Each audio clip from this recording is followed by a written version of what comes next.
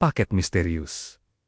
Hari itu sebenarnya biasa saja. Jam 2 siang, matahari menyengat, dan kos Raka lengang, karena sebagian besar teman-temannya pulang ke kampung. Raka baru saja bangun tidur siang ketika mendengar suara motor berhenti di depan pagar kos.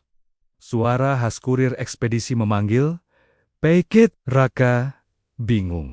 Dia menoleh ke meja kecil di pojok kamar. Memastikan tidak ada jejak transaksi online yang baru. Saldo e-walletnya pun lagi menipis. Tapi namanya tercetak jelas di atas dus coklat itu, lengkap dengan alamat kos yang benar. Bahkan nomor teleponnya juga tercantum. "Mas, ini paketnya, tanda tangan ya," kata kurir. Raka menurut, walau hatinya penuh tanda tanya. "Saya nggak pesan apa-apa, Mas." Kurir cuma nyengir. "Ya sudah, rejeki jangan ditolak." Lalu melaju pergi.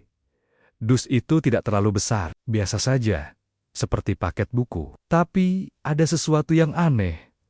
Tidak ada nama pengirim, hanya kertas putih polos di bagian atas, seolah dus ini memang dikirim entah dari mana. Raka memutuskan membukanya. Saat selotip terkelupas, jantungnya berdegup lebih cepat. Di dalamnya ada sebuah amplop tebal. Dia keluarkan, lalu ternganga. Undangan pernikahan. Bukan undangan orang lain. Itu undangan dengan fotonya sendiri. Berdampingan dengan seorang perempuan yang wajahnya asing, tapi terlihat tersenyum hangat. Nama lengkapnya tercetak jelas bersama nama perempuan itu. Tanggal pernikahan, 2 tahun dari sekarang. Lokasi, sebuah gedung mewah di Jakarta. Raka tertawa hambar. Siapa yang ngerjain gue prank? Tapi semakin diperhatikan, semakin nyata undangan itu terlihat. Tinta emasnya, detail dekorasi, bahkan foto prewedding yang terprint rapi di sudut kartu. Dia mencoba mengabaikannya. Namun malamnya, sebuah paket lagi datang.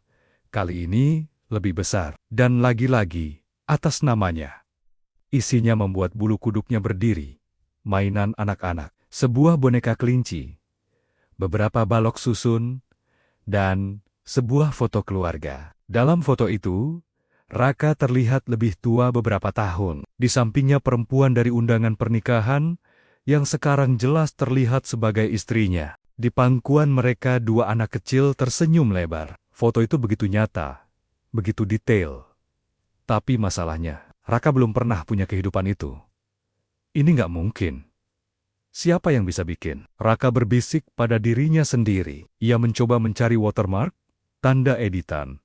Apa saja yang bisa menjelaskan, tapi tidak ada. Foto itu asli. Keesokan harinya, paket ketiga tiba. Kali ini isinya tiket pesawat dan brosur liburan. Tujuannya, Bali. Bersama tiket itu, ada foto mereka sedang di pantai, berpose seperti turis bahagia. Lagi-lagi, foto yang nyata. Raka mulai takut. Ini bukan sekadar prank mahasiswa iseng. Siapapun yang mengirim paket ini, dia tahu terlalu banyak.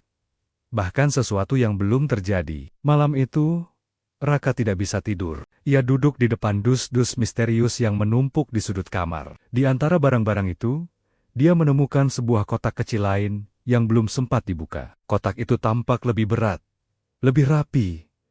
Ada amplop putih menempel di atasnya. Dengan tulisan tangan yang rapi, amplop itu bertuliskan, "Kalau kamu mau semua ini jadi kenyataan, jangan buka paket terakhir." Raka terdiam. Kata-kata itu membakar rasa penasaran, sekaligus rasa takut di dadanya. Apa maksudnya? Semua ini undangan pernikahan, keluarga, liburan, adalah gambaran masa depan? Apakah dia sedang melihat takdirnya sendiri? Dia mencoba berpikir logis. Mungkin ini proyek seni.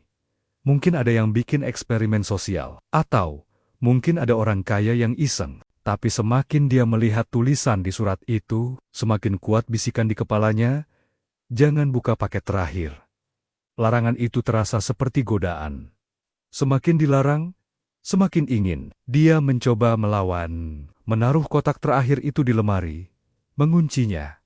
Tapi sepanjang malam, matanya tidak bisa terpejam. Bayangan isi kotak itu menghantuinya. Bagaimana kalau isinya sesuatu yang lebih penting, lebih mengejutkan? Bagaimana kalau di dalamnya ada jawaban. Pukul 3 dini hari, akhirnya dia menyerah. Dengan tangan gemetar, ia mengambil kunci lemari, menarik keluar kotak terakhir, dan meletakkannya di meja. Ia menatapnya lama. Kotak itu tidak bergerak, tidak mengeluarkan suara, tapi keberadaannya begitu menekan dada.